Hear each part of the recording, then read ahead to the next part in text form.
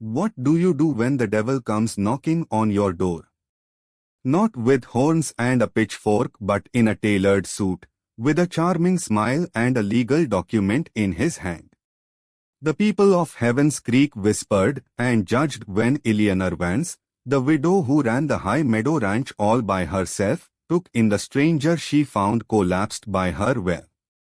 He was a ghost bleached by the sun and clinging to life by a thread, with nothing to his name but a worn leather journal. But when the mining company's enforcers arrived with rifles and fraudulent deeds, it was that silent, broken man on her windmill tower who stood in their way.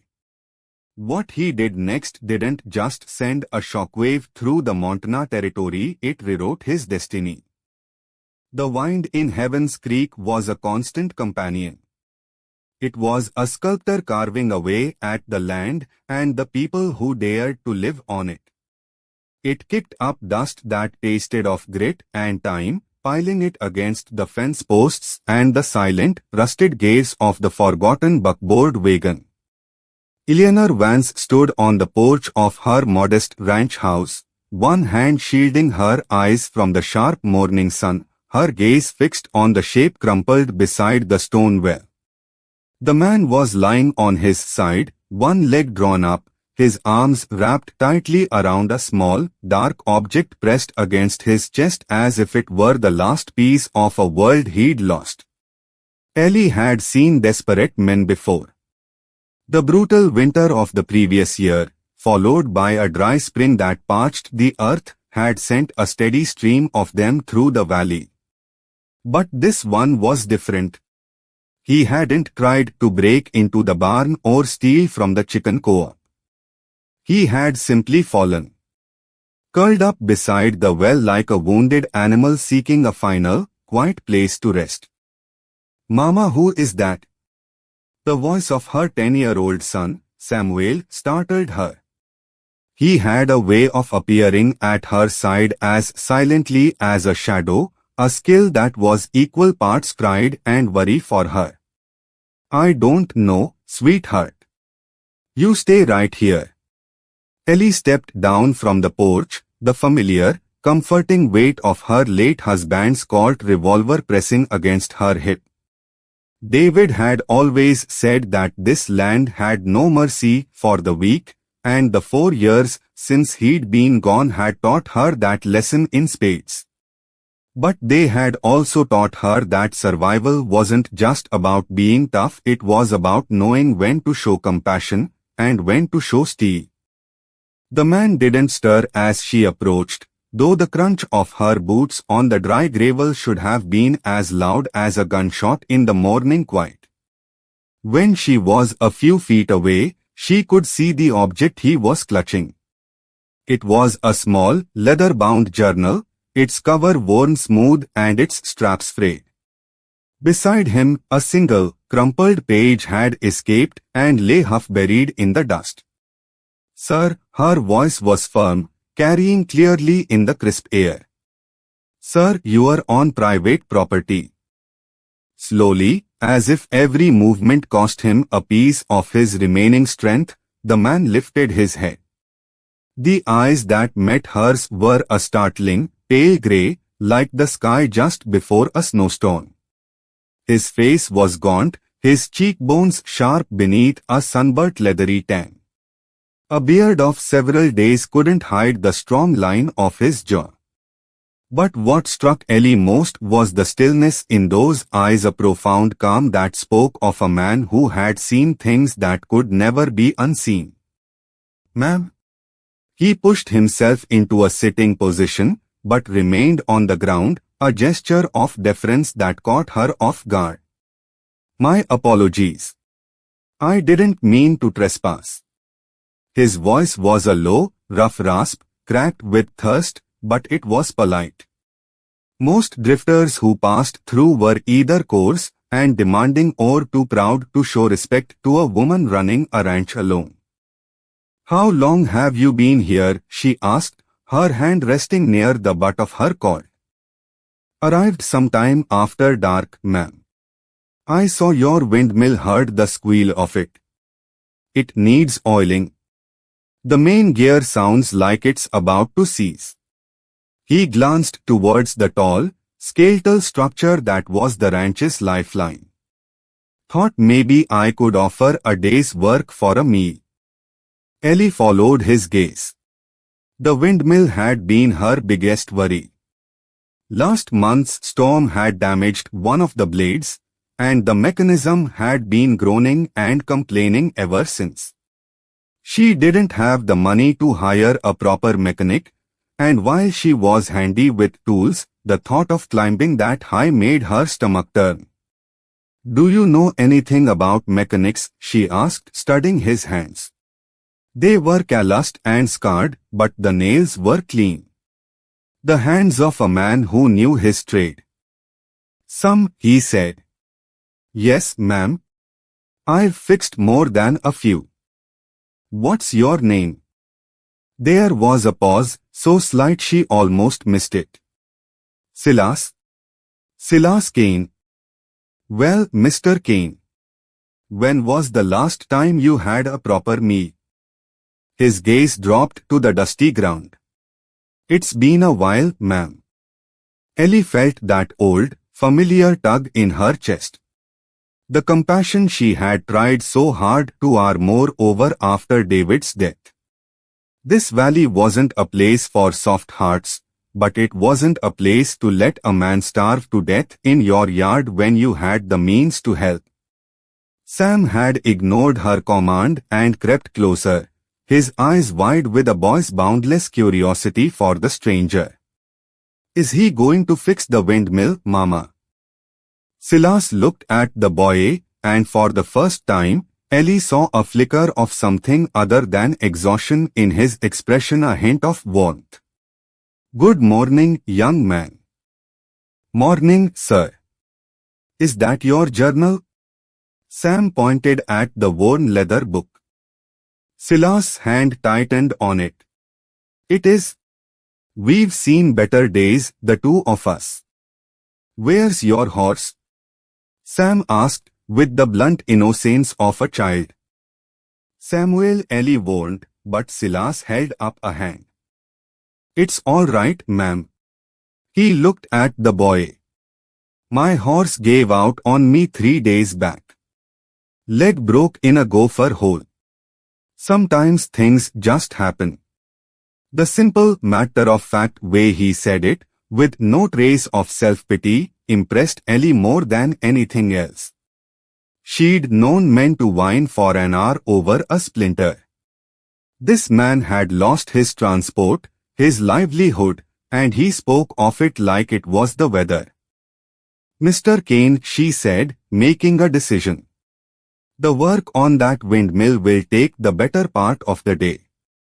I can offer you breakfast, lunch, and supper for your labor. And a place in the barn to sleep tonight if you need it." "That's very generous, ma'am. I accept." "Eleanor." "Eleanor Vance." She held out her hand. Silas finally pushed himself to his feet, revealing a taller, broader frame than she'd realized. He took her hand gently, his grip firm but brief. "A pleasure, Mrs. Vance." "Sam, go fetch your father's toolbox from the shed."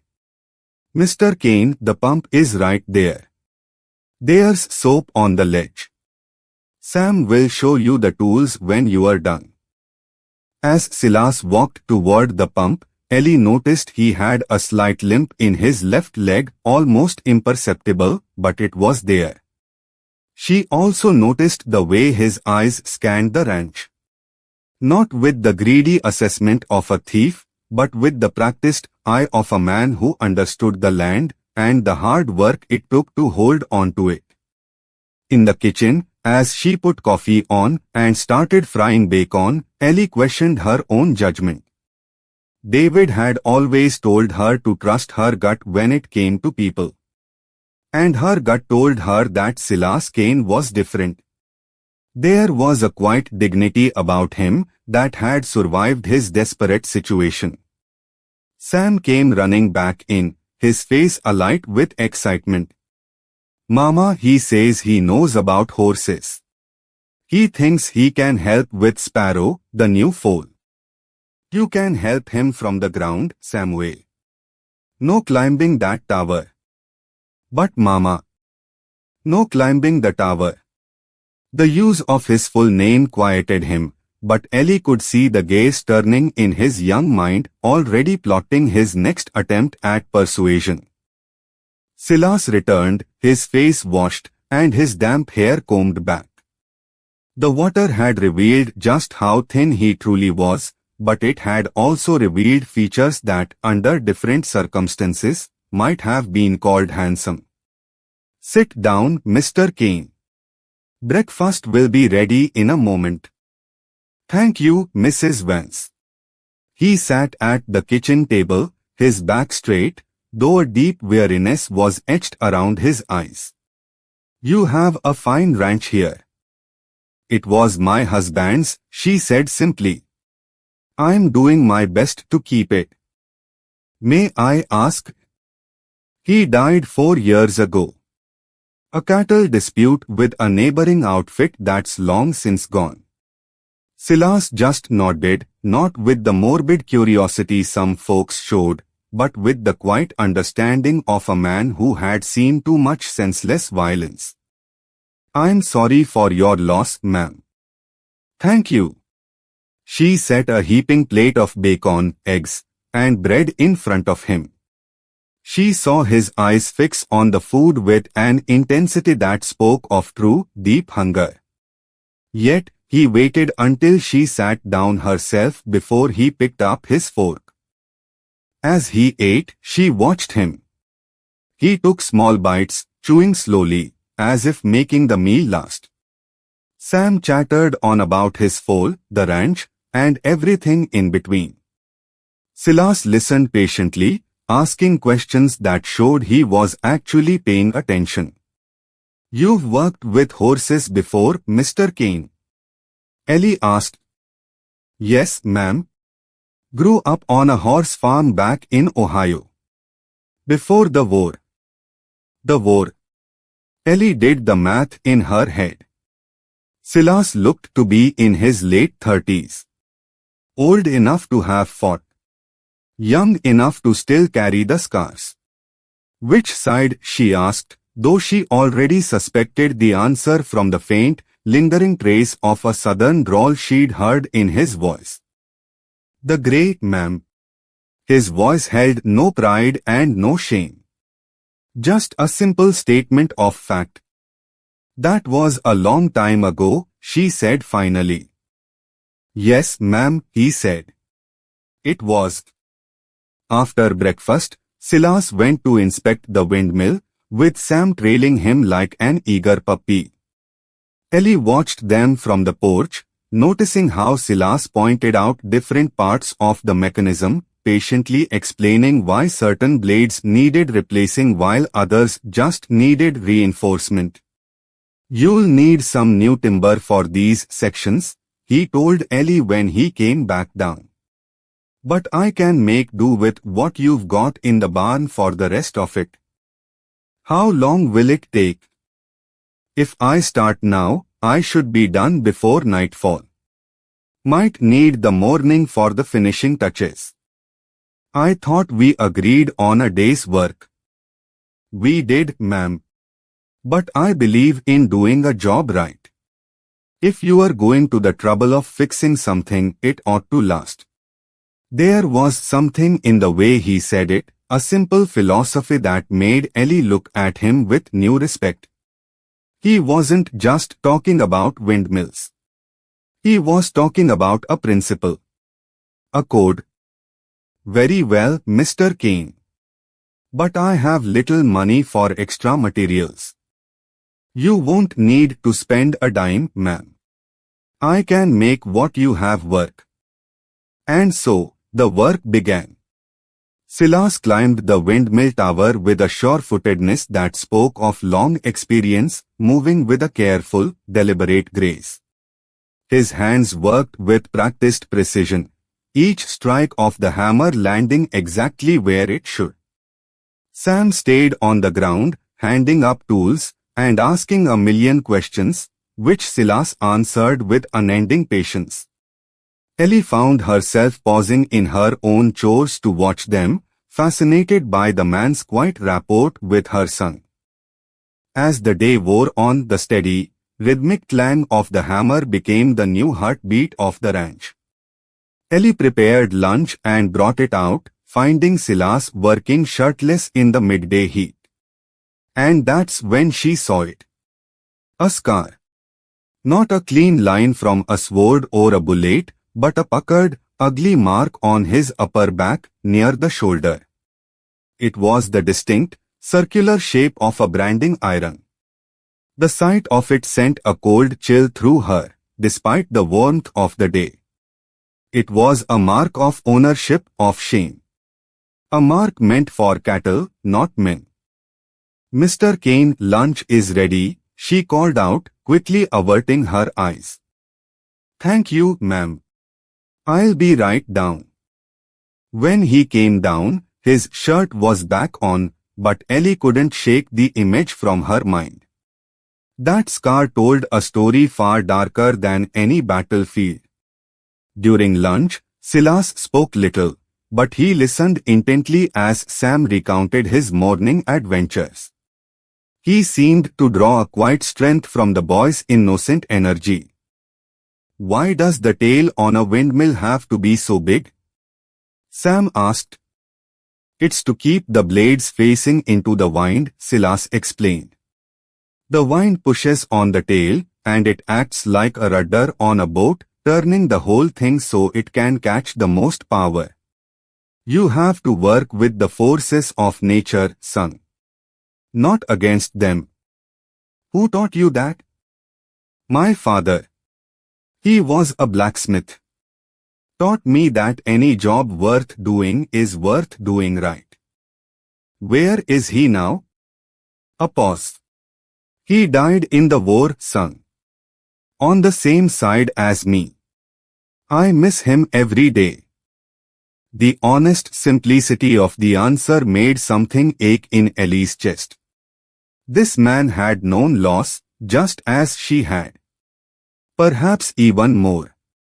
That afternoon, as the sun began its slow descent, Silas climbed down from the tower for the last time.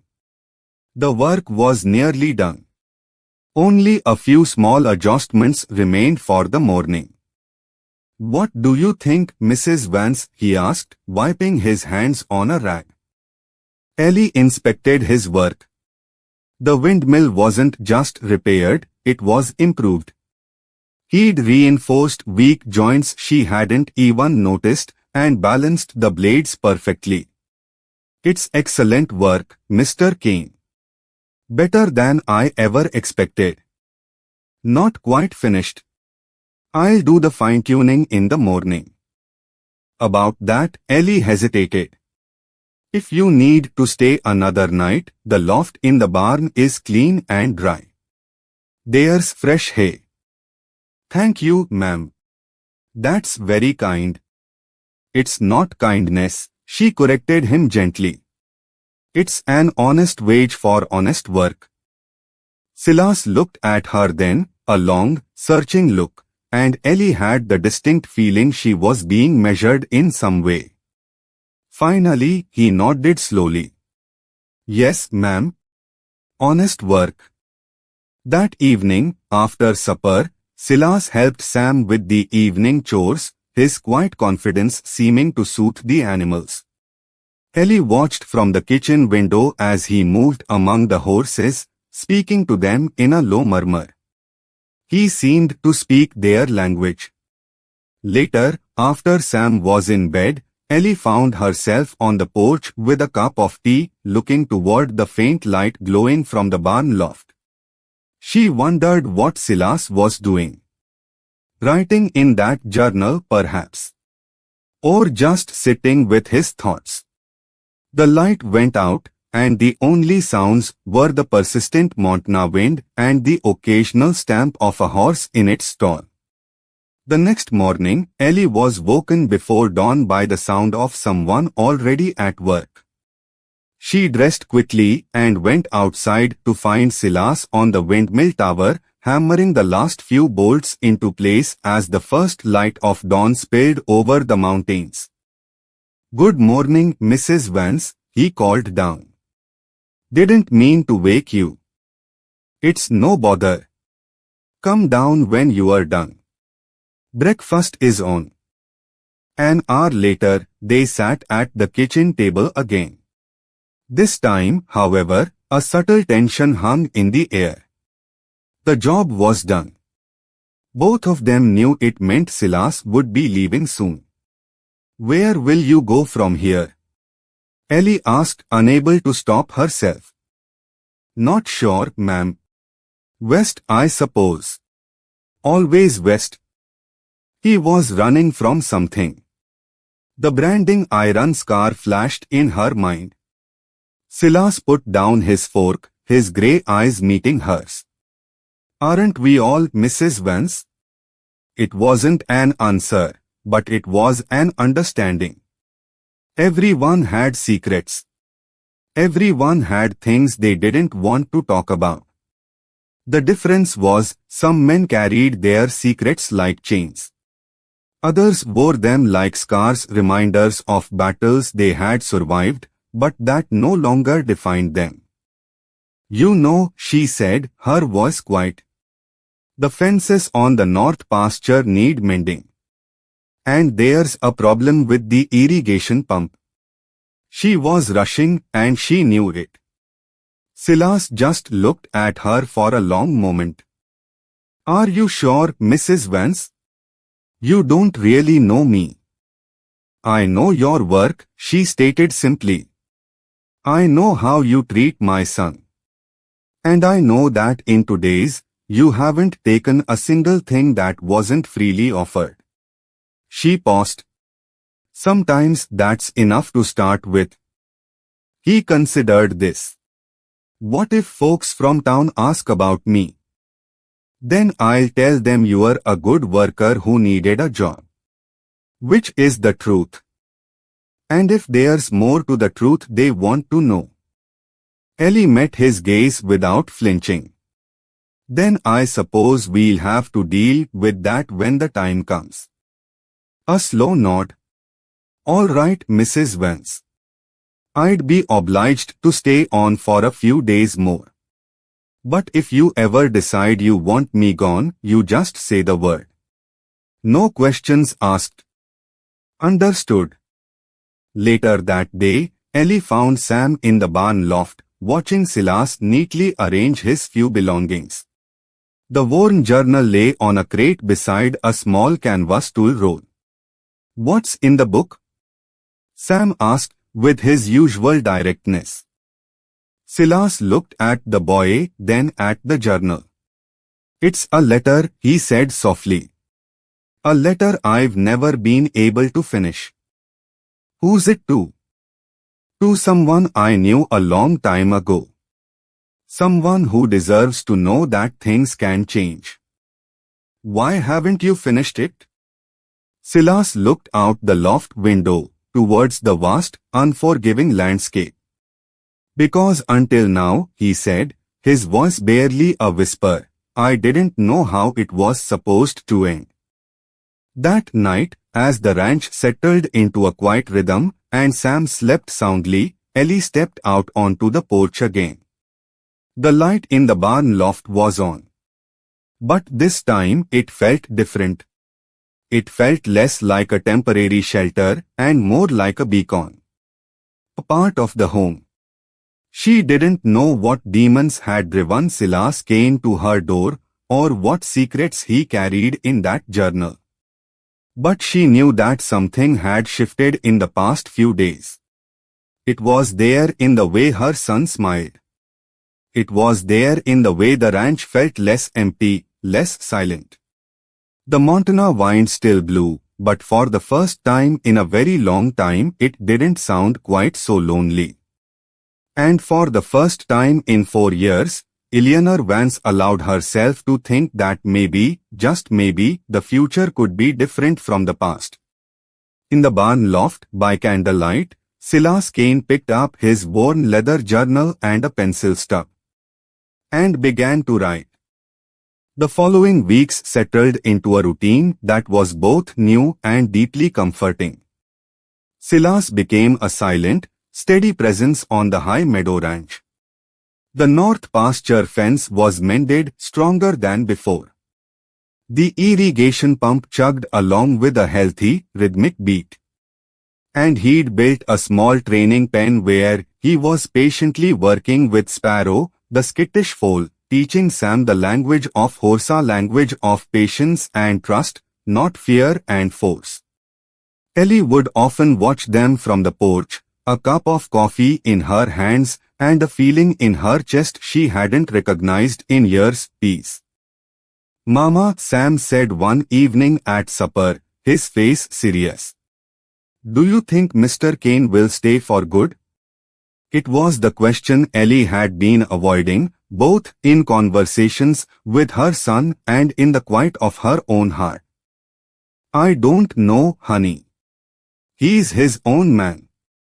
But he doesn't want to leave, does he? I can see it. He likes it here. Ellie looked at her son, amazed at his perception. How can you tell? The way he fixes things, Sam said with certainty.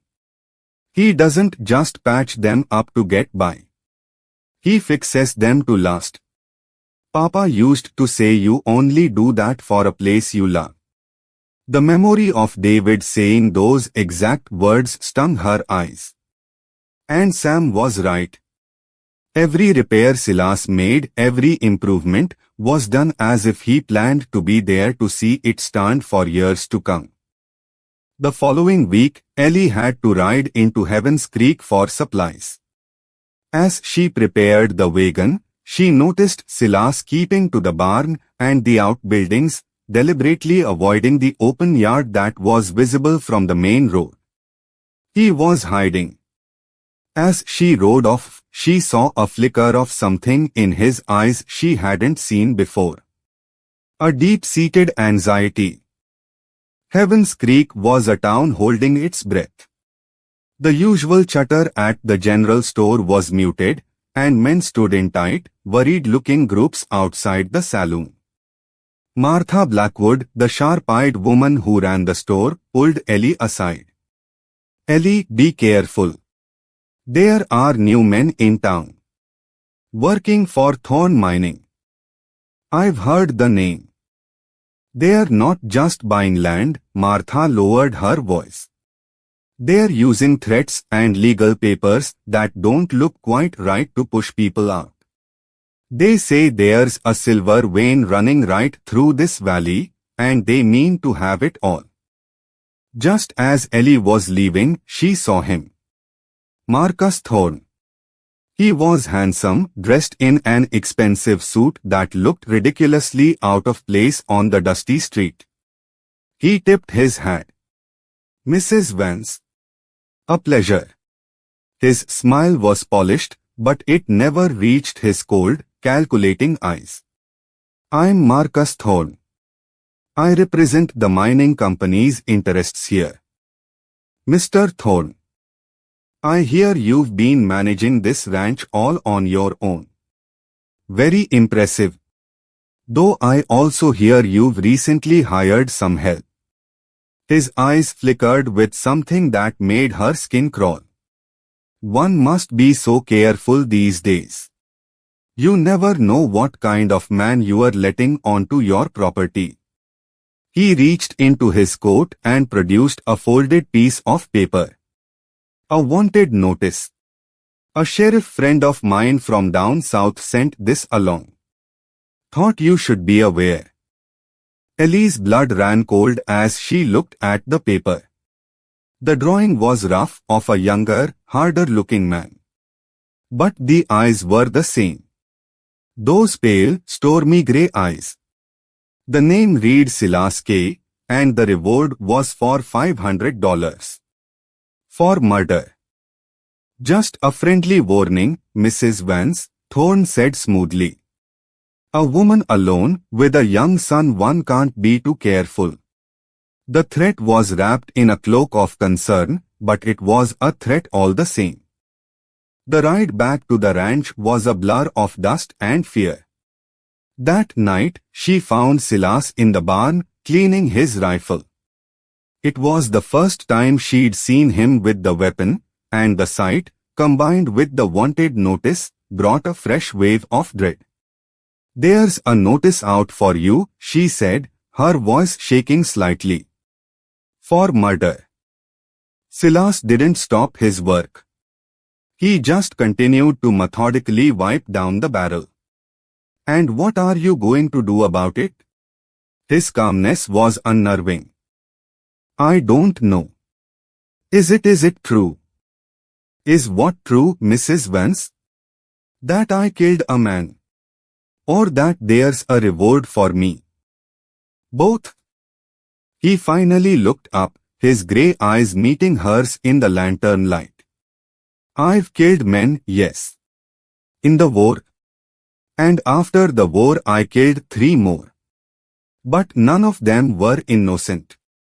And none of them gave me a choice." "What happened?"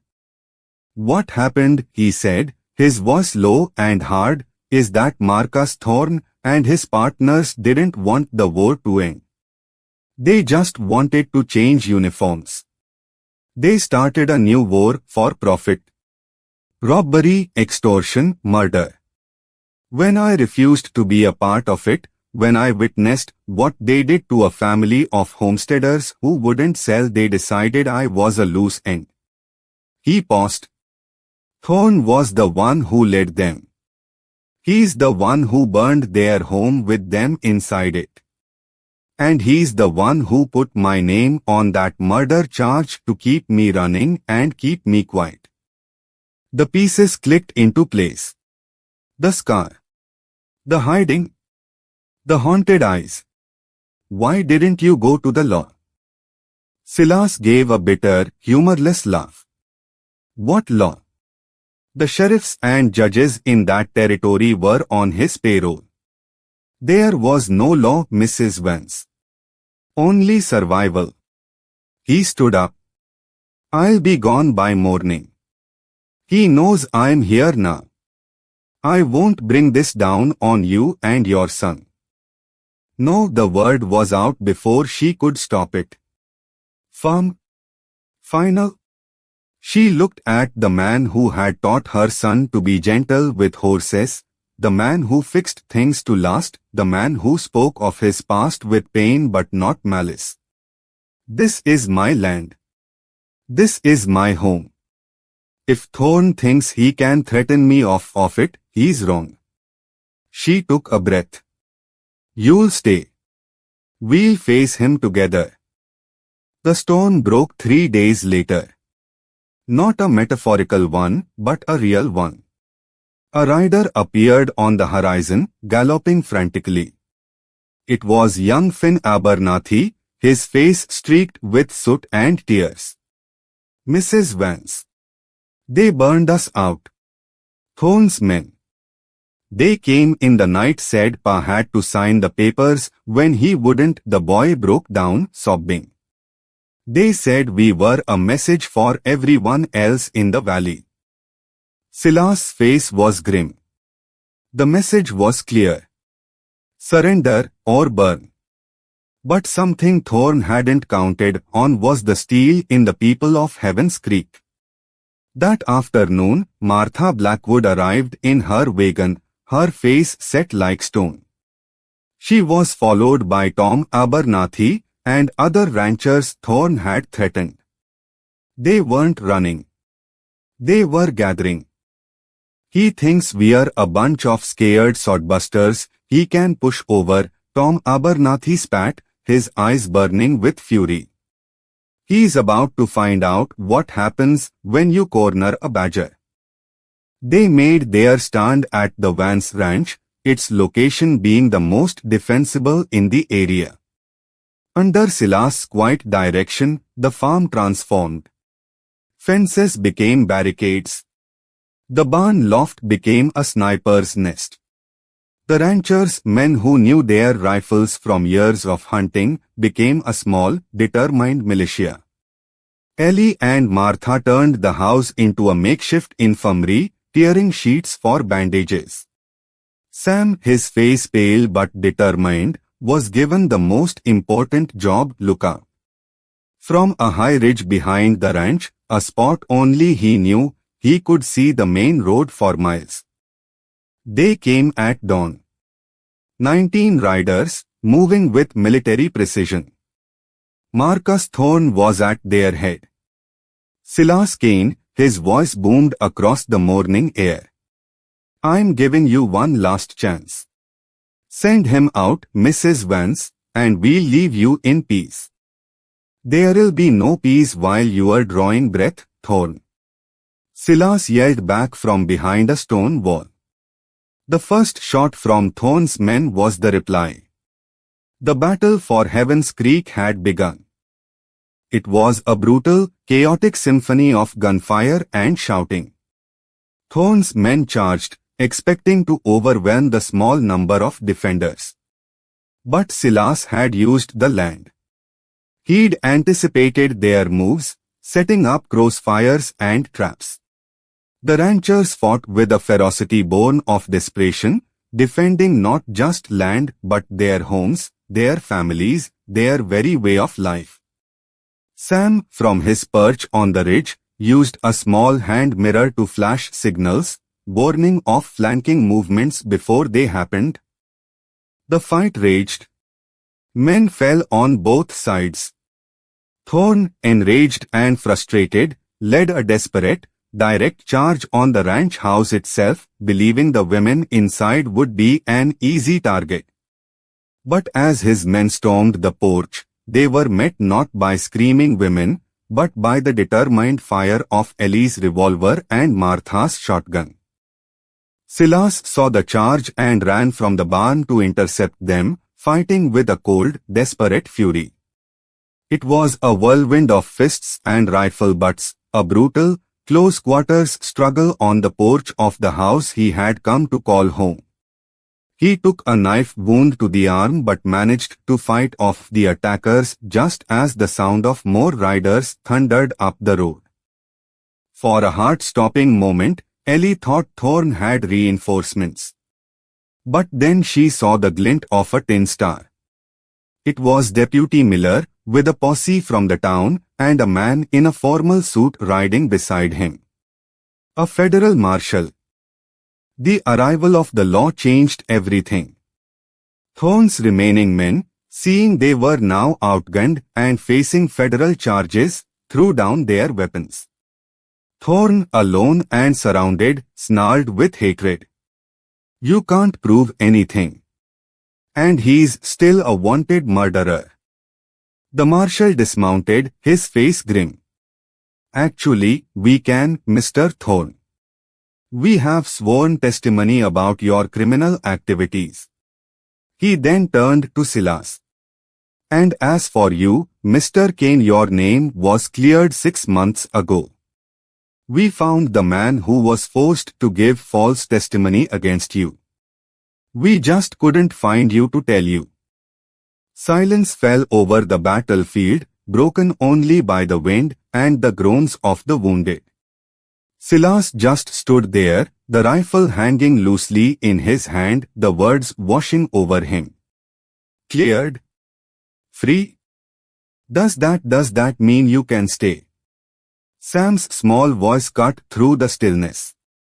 He had run down from the ridge and was standing beside his mother. Silas looked at the boy. He looked at Ellie, her face smudged with gunpowder, her eyes shining with tears. He looked at the ranch, scarred but standing.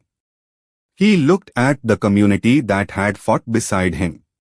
A slow smile spread across his face, the first genuine, unguarded smile Ellie had ever seen. "It means," he said, his voice thick with emotion, "that I'm finally home." The months that followed were a time of healing and rebuilding, not just of barns and fences, but of lives. The story of the stand at High Meadow Ranch became a local legend, a testament to the community's resilience. Marcus Thorne and his men were sentenced to long prison terms, and the threat of the mining company vanished like a bad dream. The reward money for their capture was divided among the ranchers, giving them the means to rebuild stronger than before. Silas Kane, the drifter, became a pillar of the community. He and Ellie were married in the fall, in a simple ceremony on the ranch porch, surrounded by the friends who had become their family. Sam stood beside Silas, proud and beaming as his new father. One crisp spring morning, a year after the battle, Silas climbed the windmill tower. Not to fix it but just to look. Below him, the valley was green and alive. He could see the new barn at the Abernathy place, the smoke curling from chimneys, the cattle grazing peacefully. He saw Ellie in the garden, her form rounded with the new life she carried. He saw Sam leading the foal sparrow around the pen, no longer skittish but trusting. He reached into his pocket and pulled out the old leather journal. He opened it to the last, unfinished page. He had been trying to write a letter to the man he used to be, the broken soldier running from his past. He had never known how to end it. But now, looking out over his home, his family, his future, he knew. He took out his pencil, and in a steady hand, he wrote the final words. You will find your way home. The story of Silas and Ellie is a powerful reminder that our past doesn't have to be a prison. It can be a lesson. It reminds us that a home isn't just a place, but the people who stand with you. And that courage isn't the absence of fear, but the choice to act in spite of it. Every single one of us has the capacity for a second chance, to rebuild, to find our own heaven's creek. If this story touched your heart, and if you believe in the power of redemption and community, please hit that like button and share it with someone who might need to hear it. Don't forget to subscribe and turn on notifications so you don't miss our next story. We'd love to hear your thoughts in the comments below. What part of Silas and Ellie's journey resonated with you the most? Thank you for watching.